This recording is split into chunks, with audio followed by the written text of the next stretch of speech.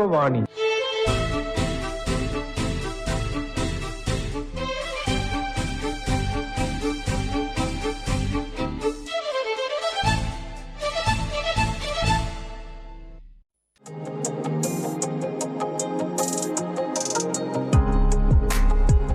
Solo യാത്രികയായ Ramya S Anand തൻ്റെ യാത്രാനുഭവങ്ങൾ പങ്കുവയ്ക്കുകയായിരുന്നു കഴിഞ്ഞ യുവവാണിയിൽ.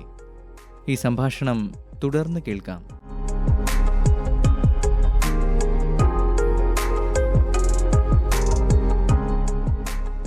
ഇപ്പോൾ കുറേ യാത്രയൊക്കെ ചെയ്തതോടുകൂടി ഒരു ട്രാവൽ എക്സ്പെർട്ടൊക്കെ ആവുമല്ലോ. അപ്പോൾ എല്ലാവരും അഭിപ്രായം, ഇപ്പോൾ പരിചയമുള്ളവരല്ലാത്തവരൊക്കെ ചോദിക്കും, ചേച്ചി ഈ സ്ഥലത്തേക്ക് എനിക്ക് പോകണം, എന്താണ് അഭിപ്രായം, എങ്ങനെയാണ് പോകേണ്ടതെന്നൊക്കെ ചോദിക്കാറുണ്ടാവുമല്ലോ.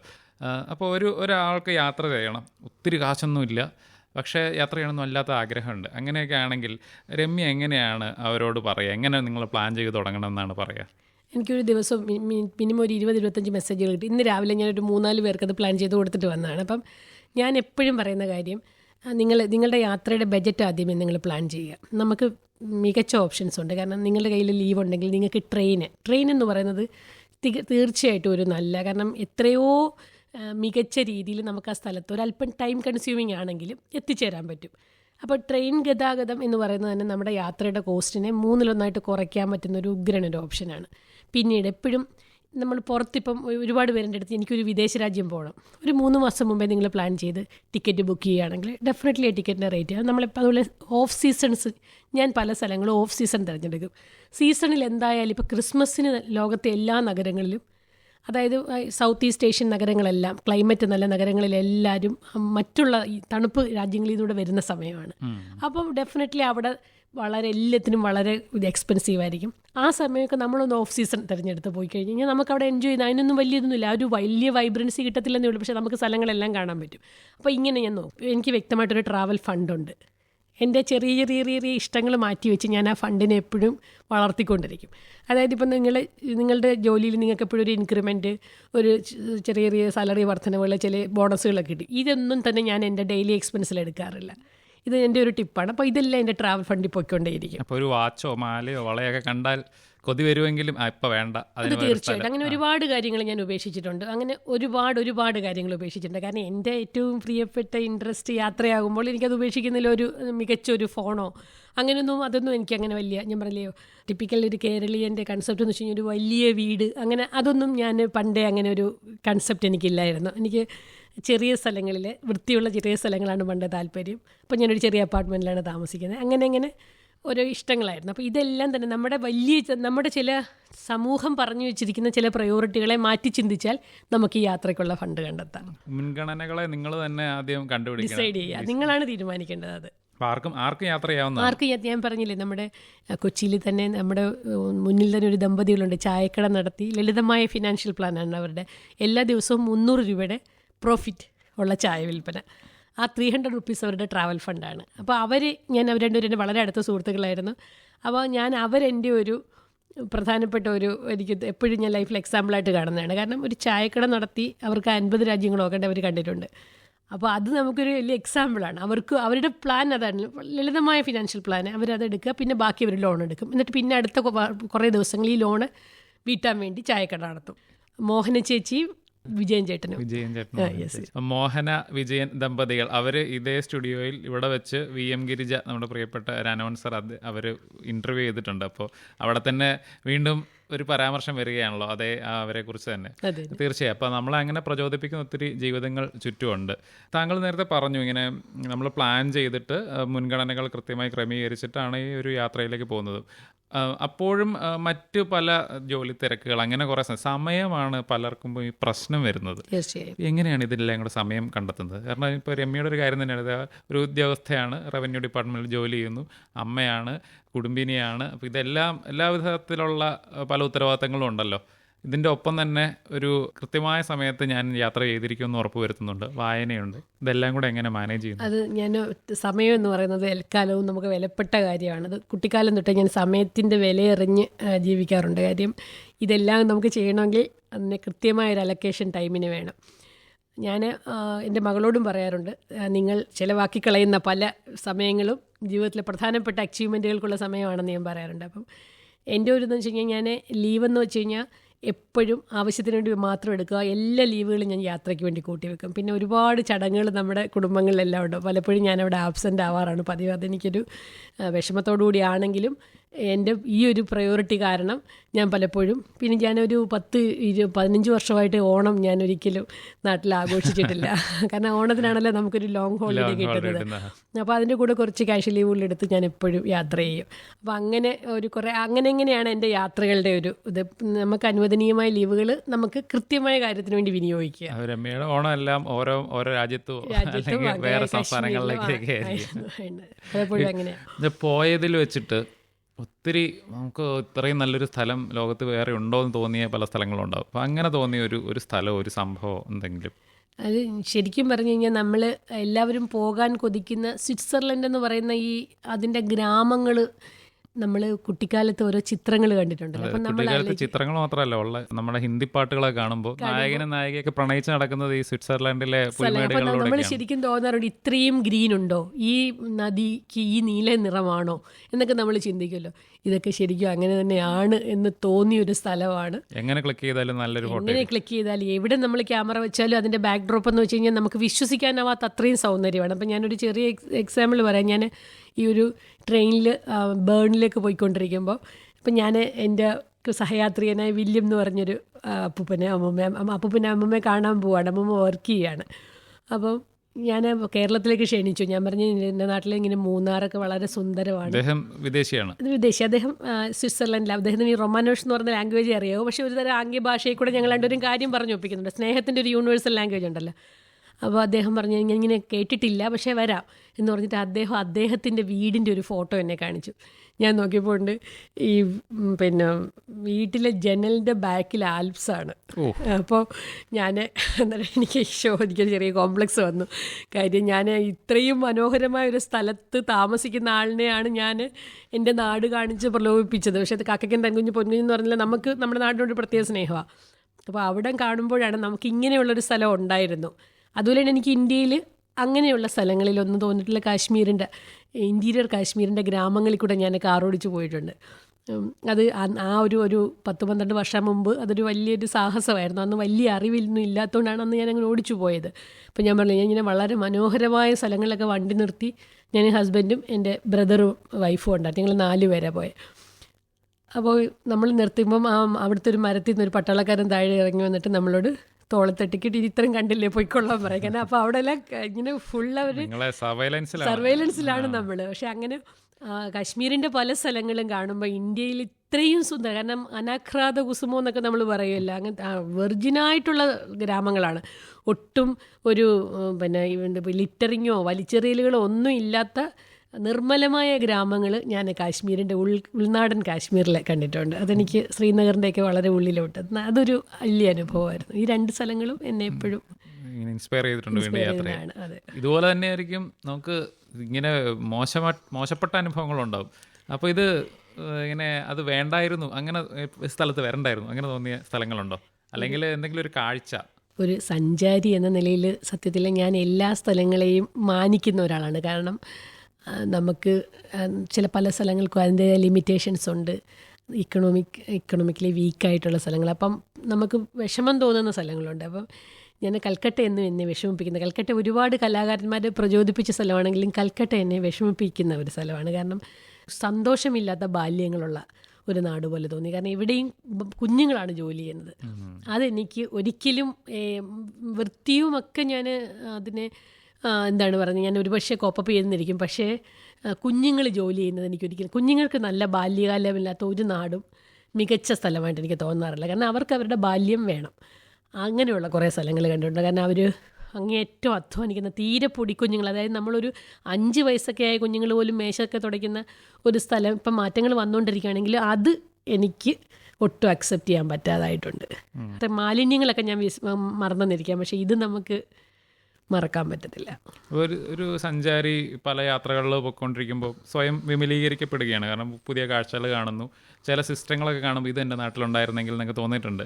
പ്രത്യേകിച്ച് പറയുകയാണെങ്കിൽ ഇപ്പോൾ ഈ വേസ്റ്റൊക്കെ വലിച്ചെറിയുന്നത് നമ്മുടെ ഇവിടെ തന്നെ പല സഞ്ചാരികളും, ഇപ്പോൾ വിദേശ സഞ്ചാരികളൊക്കെ വന്ന് അത് ഇവിടെ നിങ്ങൾ എന്താണ് വ്ളോഗൊക്കെ ഇട്ട് തുടങ്ങി ഇങ്ങനെ ഇവിടെ വേസ്റ്റ് ഇടുന്നത് തന്നെ. ഇപ്പോൾ വർക്കലയിൽ തന്നെ ഈ അടുത്തൊരു വിദേശ സഞ്ചാരി വന്ന് പറഞ്ഞു, നിങ്ങൾ ചങ്ങനാശ്ശേരി ഈ ബസ് സ്റ്റാൻഡിൽ അടുത്ത് പോയപ്പോൾ നിങ്ങൾ എന്തിനാണ് ഇത്രയും നല്ലൊരു നാട്ടിൽ ഇങ്ങനെ വഴിയിൽ വലിച്ചെറിയുന്നതെന്നൊക്കെ തോന്നിയിട്ടുണ്ടല്ലോ. അപ്പോൾ അങ്ങനെ നമുക്ക് പുറത്തുനിന്ന് ഒരിടത്ത് നിന്ന് കണ്ടിട്ട് ഇത് ഇവിടെയും ഇപ്പോൾ വലിയ വലിയ കാര്യങ്ങളൊക്കെ നമുക്ക് ഇപ്പോൾ ഒരു മെട്രോ എന്നൊക്കെ പറയുന്നത് കുറേ നാളുകൾക്ക് മുമ്പ് നമ്മുടെ നാട്ടിൽ വരുമോ എന്ന് തോന്നിയൊരു കാര്യമായിരുന്നു. അത് ഇപ്പോൾ ഇവിടെ വന്നു തുടങ്ങി. അതുപോലെ ഇത് നാട്ടിൽ ഇംപ്ലിമെൻറ്റ് ചെയ്യാൻ പറ്റുന്നൊരു കാര്യമാണ്. അങ്ങനെ തോന്നിയ എന്തെങ്കിലും ഉണ്ടോ? ഞാൻ ഈ എത്നിക് ടെൻഷൻ ഏറ്റവും അധികം ഇങ്ങനെ കനത്ത് നിന്നൊരു സമയത്താണ് ഞാൻ ശ്രീലങ്ക എന്ന് പറയുന്ന നമ്മുടെ നൈബറിങ് പ്ലേസിലേക്ക് ചെല്ലുന്നത്. അപ്പം നാച്ചുറലി നമുക്ക് കുറേ മുൻധാരണകളുണ്ടല്ലോ, നമ്മളെ ലൂട്ട് ചെയ്യാം, അവിടെ കംപ്ലീറ്റ് അങ്ങനെ അരാജകത്വമുള്ളൊരു സമയത്താണ് ഞാൻ ശ്രീലങ്കയിൽ പോയി ഇറങ്ങുന്നത്, കൊളംബോയിലോട്ട്. അങ്ങനെ നമുക്ക് ഒരു പേടി ഉണ്ടാവുമല്ലോ. ശരിക്കും വളരെ പേടിച്ച് തന്നെയാണ് ഇറങ്ങിയത്. പക്ഷേ ഞാൻ പറഞ്ഞില്ലേ, സഞ്ചാരിയുടെ ഹൃദയം എപ്പോഴും മുന്നിട്ട് നിൽക്കുന്ന കാരണം അത് ആ ഭയം ഞാൻ ഉള്ളിൽ ഒതുക്കും. പക്ഷേ ഞാൻ അവിടെ ചെന്നപ്പോൾ ഉണ്ടായ ഒരു കാഴ്ചയെന്ന് വെച്ച് കഴിഞ്ഞാൽ എത്ര വൃത്തിയാണെന്നറിയോ. അപ്പോൾ ഞാൻ ഈ കൊളംബോ നഗരം മാത്രമാണോ, എനിക്ക് ക്യാപിറ്റൽ സിറ്റി ആയതുകൊണ്ട് അവരതിനെ അങ്ങനെ കാക്കുകയാണോ എന്ന് ഞാൻ കരുതി. എന്നിട്ട് ഞാൻ അവിടുന്ന് ബസ് എടുത്ത് ഫുള്ള് ഞാൻ പബ്ലിക് ട്രാൻസ്പോർട്ടാണ് അവിടെ ഉപയോഗിച്ചത്. ഈ അനുരാധപുര, പിന്നെ അതുപോലെ സിഗിരിയ തുടങ്ങിയ സ്ഥലങ്ങളിലൊക്കെ പോകുമ്പോൾ നമ്മൾ ഈ പറഞ്ഞ ഇത്രയധികം ഇഷ്യൂസ്, കാരണം ഡിപ്ലോമസി കാരണം ചൈന നശിപ്പിച്ചിട്ടിരിക്കുന്നു, എത്നിക് ടെൻഷൻസ്, LTTEയുടെ പ്രശ്നങ്ങൾ, ഇതെല്ലാം ഉള്ള ഒരു നഗരം വളരെ വൃത്തിയായിട്ടാണ് കിടക്കുന്നത്. അവർക്ക് സാമ്പത്തികമായിട്ട് അവരങ്ങേയറ്റം അതായത് അന്നൊരു ചായക്ക് 140 ശ്രീലങ്കൻ രൂപയാണ്.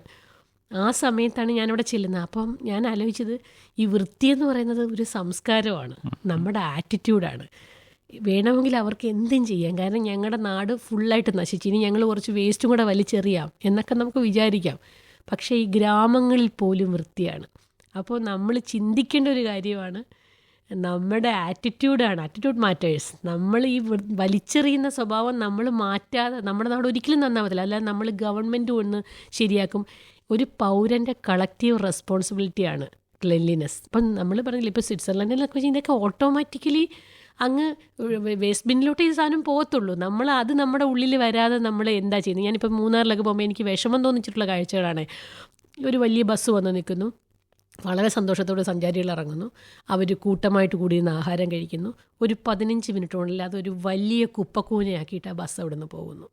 ഈ സിസ്റ്റം മാറാതെ അവരുടെ സന്തോഷവും ആഹ്ലാദവും ഒന്നും ഒരു ഇതല്ല. പക്ഷേ നമ്മൾ മാറണം. നമ്മൾ ഈ ഒരു സ്ഥലത്തെ നശിപ്പിക്കാനായിട്ടല്ല ചെല്ലുന്നത്, നമ്മൾ നമ്മുടെ പഗ്മാർക്ക് കാൽപ്പാട് പോലും അവിടെ ശേഷിപ്പിക്കരുതെന്നാണ് ഒരു ട്രാവലർ എന്ന നിലയിൽ എൻ്റെ ഒരു ഇത്. അപ്പോൾ നമ്മൾ മാറാതെ ഒരിക്കലും നമുക്ക് ഗവൺമെൻറ് ആരെയും കുറ്റം പറയാൻ പറ്റില്ല. നമ്മളാണ് മാറേണ്ടത്. നമ്മളൊരു ബാത്റൂം, ഒരു നല്ല ഒരു കോമൺ ടോയ്ലറ്റ്, അത് പുറത്ത് ഏത് രാജ്യത്ത് ചെല്ലുമ്പോഴും നമുക്ക് അതിശയം.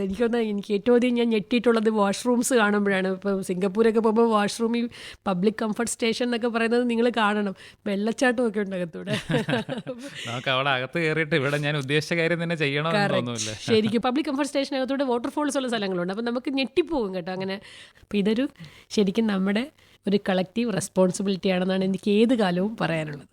ഒരു പൗരബോധത്തിൻ്റെ പൗരബോധമാണ്. സിവിക് സെൻസ് ഇല്ലാതെ നമുക്ക് ഒരു കുട്ടിക്കാലം തൊട്ടേ നമ്മളൊരു സ്കൂളിൽ, അപ്പം ശ്രീലങ്കയിലെ സ്കൂളുകളിൽ സിവിക് സെൻസാണ് ഏറ്റവും വലിയ പാഠം. അപ്പോൾ ഈ സ്കൂളുകൾ കേന്ദ്രീകരിച്ച് പൗരബോധം എന്ന് പറയുന്നത് ഒരു വലിയൊരു ലെസണാണ്. അത് ഞാൻ എപ്പോഴും എൻ്റെ ഈ വലിയ വലിയ പൊസിഷൻസിലിരിക്കുന്ന സുഹൃത്തുക്കളോട് എപ്പോഴും പറയുന്ന കാര്യം, സ്കൂളുകളിൽ നിന്ന് നിങ്ങളിത് തുടങ്ങും എന്ന് പറയാം. മിഠായി കടലാസുകൾ തൊട്ട് ചവറ്റുകൊട്ടയിലിട്ട് പഠിക്കണം. അതെ. പിന്നെ അതുപോലെ ട്രാഫിക് സംസ്കാരം, നമ്മളൊരു റോഡ് ക്രോസ് ചെയ്യുന്നത്, ഇതെല്ലാം അവിടുത്തെ സ്കൂളുകളിൽ പഠിപ്പിക്കുന്നുണ്ട്. അപ്പോൾ അത് നമ്മൾ ശ്രീലങ്കയിൽ ഒരു റോഡ് ക്രോസ് ചെയ്യാനായിട്ട് നിൽക്കുവാണെങ്കിൽ ഒരു 5 അടി, ഇപ്പോൾ ഒരു 10 അടി മുന്നേ ആ വാഹനങ്ങൾ അവിടെ സ്റ്റോപ്പായി. കാരണം അല്ലാതെ ഈ പെഡസ്ട്രിയൻസിനെ പേടിപ്പിക്കുന്ന അങ്ങനെ. അതുപോലെ പെഡസ്ട്രിയൻസിനും അങ്ങനെയാണ്. ഒരു തിരക്കേറിയ വീതിയിൽ അവരും അതിൻ്റെ ഒരു ടൈം നോക്കി അത് ആ ഒരു വ്യക്തമായിട്ട് അവർ പിന്നെ സീബ്ര ലൈൻസിൽ കൂടെ അവർ ക്രോസ് ചെയ്യും. അതും ഒരു കൾച്ചറാണ്. ഇത് രണ്ടും പരസ്പര പൂരകമാണല്ലോ. ഇപ്പോൾ യാത്ര ചെയ്യുന്നു, അതിനെക്കുറിച്ച് സംസാരിക്കുന്നു, ഇതൊക്കെ ചെയ്യുമ്പോൾ ഇപ്പോൾ വാളെടുത്തവനെല്ലാം വെളിച്ചപ്പാട് എന്ന് പറയുന്ന പോലെ ഇപ്പോൾ മൊബൈൽ ഫോൺ എടുത്തവരെല്ലാം വ്ളോഗേഴ്സാണ്. അപ്പോൾ നമ്മൾ ഇത്രയും സ്ഥലത്തൊക്കെ പോകുമ്പോൾ പറയുന്നത്, വേറൊരാൾ കണ്ടാൽ പറയുന്നത് ഒത്തിരി നല്ല കോണ്ടൻ്റ് ആണല്ലോ, ഒരു ഇൻഫ്ലുവൻസർ ആയിക്കൂടെ എന്നായിരിക്കും. പക്ഷേ രമ്യ ആ പാതയിൽ നിന്ന് മാറി പേനയാണ് എടുത്തത്, മൊബൈൽ ഫോണിന് പകരം എഴുതാനാണ് ആഗ്രഹിച്ചത്. വഴിയിൽ തെളിയുന്ന മുഖങ്ങൾ എന്ന് പറഞ്ഞൊരു പുസ്തകം പ്രസിദ്ധീകരിക്കുകയുണ്ടായി. അപ്പോൾ എന്തുകൊണ്ടാണ് നമ്മൾ മൊബൈൽ ഫോണിൽ നിന്നും ഇൻഫ്ലുവൻസ് ചെയ്യേണ്ട, ഞാൻ എഴുതി ഇൻഫ്ലുവൻസ് ചെയ്തോളാം എന്ന് തീരുമാനിച്ചെന്താ? അത് ശരിക്കും പറഞ്ഞു കഴിഞ്ഞാൽ എനിക്ക് എഴുത്തിനോടാണ് ഇഷ്ടം. പിന്നെ എനിക്ക് എൻ്റെ ഒരു പരിമിതിയാണ് കേട്ടോ. എനിക്കൊരു യാത്ര പോകുമ്പം ഞാൻ പൊതുവേ ആ സ്ഥലം അങ്ങ് എൻജോയ് ചെയ്യുമോ, പലപ്പോഴും അത് വീഡിയോ എടുക്കാൻ തന്നെ മറന്നു പോകും. അത്രയും ഭയങ്കര ഡെഡിക്കേറ്റഡ് ആയിട്ട് യാത്ര ചെയ്യുന്നത്. അപ്പം അന്നേരം എനിക്ക് ചെയ്യാൻ പറ്റുന്ന ഏക കാര്യം ഇത് എൻ്റെ പേനയിൽ കൂടി അത് ആളുകളെ ആ ഒരു ആദ്യകാലത്ത് തുടങ്ങിയ ഒരു ശീലം അങ്ങനെ തന്നെയാണ്. അപ്പം എനിക്ക് ഒരു ദിവസം ഒരു 10-25 മെസ്സേജ് ഞാൻ പറഞ്ഞില്ലേ കിട്ടും, നിങ്ങൾ എഴുതിയ ആ സ്ഥലത്ത് ഞാൻ പോയി എന്നും പറഞ്ഞ് ഒരുപാട് ഫോട്ടോകളും. അത് പ്രത്യേകിച്ച് സ്ത്രീകളാണ് ഇടുന്നത്. അതൊരു വളരെ വളരെ സന്തോഷമുള്ള ഒരു കാര്യമാണ്.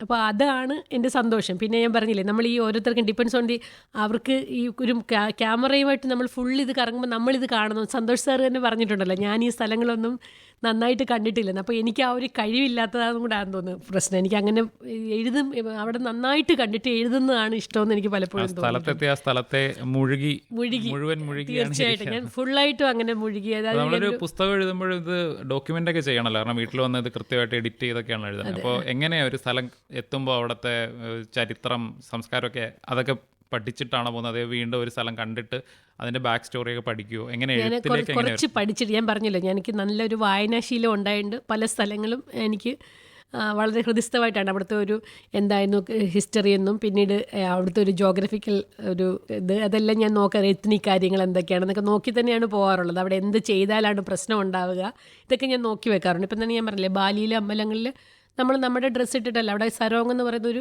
മുണ്ട് ഉടുത്തോട് തന്നെയാണ് നമുക്ക് കയറാൻ പറ്റത്തുള്ളൂ. അതൊക്കെ ഒരു പരമ്പരാഗത പത്മനാഭസ്വാമി ക്ഷേത്രത്തിൽ പോകുമ്പോൾ നമ്മൾ മുണ്ടൊക്കെ കൊടുത്ത് അതുപോലെയാണ്. അപ്പോൾ എല്ലാ സ്ഥലങ്ങളിലും അങ്ങനെ ഒരു ഇതുണ്ട്. ഈ ഭൂട്ടാനിലൊക്കെ തന്നെയാണെങ്കിൽ ഭൂട്ടാൻ വളരെയധികം ശ്രദ്ധിക്കും. കാരണം അവരവരുടെ പരിസ്ഥിതിക്ക് കൊടുക്കുന്ന വിലയെന്ന് വെച്ച് കഴിഞ്ഞാൽ അവരതിനോടൊരു ഫീ പോലും ഇപ്പം നമ്മളുടെ കയ്യിൽ നിന്ന് ഈടാക്കുന്നുണ്ട്. അപ്പോൾ അങ്ങനെയുള്ള ഓരോ സ്ഥലങ്ങളെ പറ്റി ഒരു ബോധത്തോടുകൂടി തന്നെയാണ് പോകണം, വ്യക്തമായൊരു.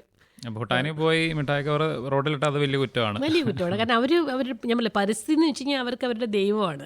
നമ്മളാണ് നമ്മളുടെ പരിസ്ഥിതിയെ വളരെ കാഷ്വലായിട്ടും വളരെ നമ്മൾ അത്രയും ശ്രദ്ധിക്കുന്നതേ ഇല്ലെന്ന് പലപ്പോഴും തോന്നാറുണ്ട്. അതെ. അപ്പോൾ യാത്ര ചെയ്യുന്നതോടുകൂടി മനുഷ്യനും വലുതാവുകയാണ്, നമ്മുടെ കാഴ്ചപ്പാടുകൾ വികസിക്കുകയാണ്.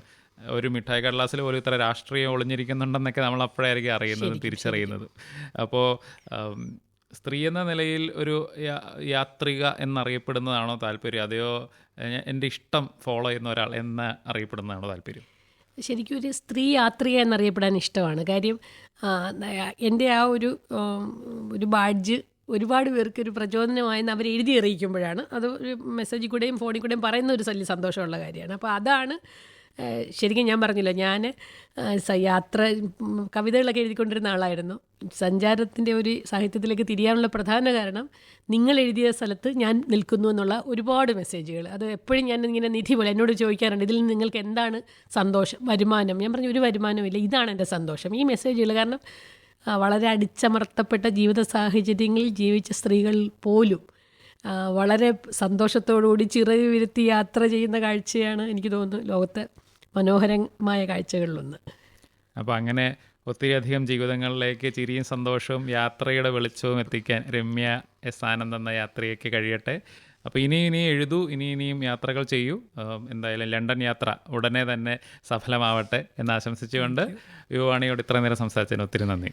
ആകാശവാണിയുടെ ഈ ഫ്ലോറിൽ ഇരിക്കുമ്പോൾ ഒരുപാട് സന്തോഷം. കാര്യം ആകാശവാണിയുടെ ഒരു സ്ഥിരം ശ്രോതാവാണ് ഞാൻ. ഒരുപാട് കുട്ടിക്കാലം തൊട്ടേ എൻ്റെ ഒരു കൂട്ടുകാരിയാണ്. എൻ്റെ കൂടെ എനിക്ക് തോന്നുന്നു ഈ കഴിഞ്ഞ വർഷങ്ങളിലൊക്കെയും എപ്പോഴും എൻ്റെ കൂടെ ഉണ്ടാകുന്നൊരു കാര്യം എന്താണെന്ന് ചോദിച്ചു കഴിഞ്ഞാൽ റേഡിയോയാണ്. അപ്പോൾ ഞാനൊരു സ്ഥിരം ശ്രോതാവായ ഞാൻ ഈ ഫ്ലോറിലിരിക്കുമ്പോൾ യുവവാണിയുടെ ശ്രോതാക്കളോട് സംസാരിക്കാൻ ഉള്ള ഒരു അവസരം കിട്ടിയപ്പോൾ ഒരുപാട് സന്തോഷം. നന്ദി.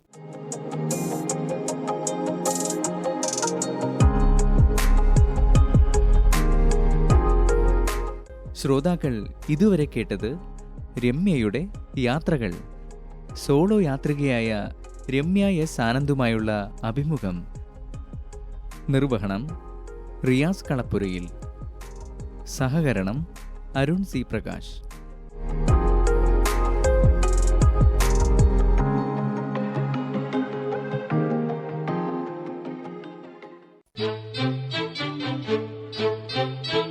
യുവവാണി സമാപിക്കുന്നു.